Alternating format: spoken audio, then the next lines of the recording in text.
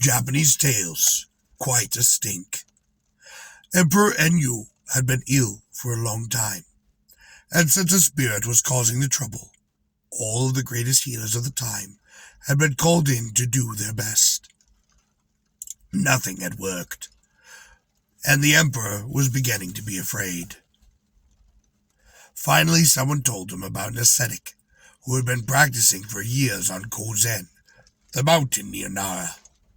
He's built up such power that he can stop wild animals in mid-run with his spells and bring down birds from the sky.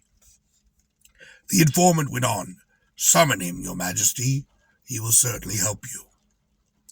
The ascetic called as fast as he could, all the way to Uji, about half the journey. Flowers floated down on him from the sky, a sight that boggled the mind of everyone who saw it. For after Uji, there were no more flowers. The emperor called him in as soon as he got to the palace, and had him begin his incantations.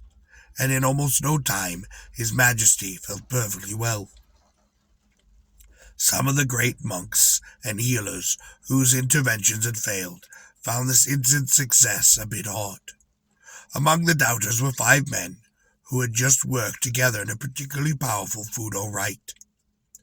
"For years we've trusted in the Buddha and practiced his teachings," one of the 5 complained. "Day after day we've prayed with heart and soul for his majesty, and still we failed." "Who is this ascetic? What's he done to get such quick success? Perhaps he really is more powerful than any of us, but he can't be more powerful than all 5 of us put together. It doesn't make sense." Having some more rites to perform, the 5 took the occasion to get near the ascetic from Kozen and to direct some special incantations directly to him. The ascetic was seated by himself, entirely surrounded by curtains. In a moment they heard a vigorous scrabbling and a scratching noise from inside those curtains, and a disgusting stink of dog crap filled the room. The nobles were horrified, so was his majesty, but the 5 monks could tell the truth about what the ascetic was now beginning to come out, and they redoubled their efforts.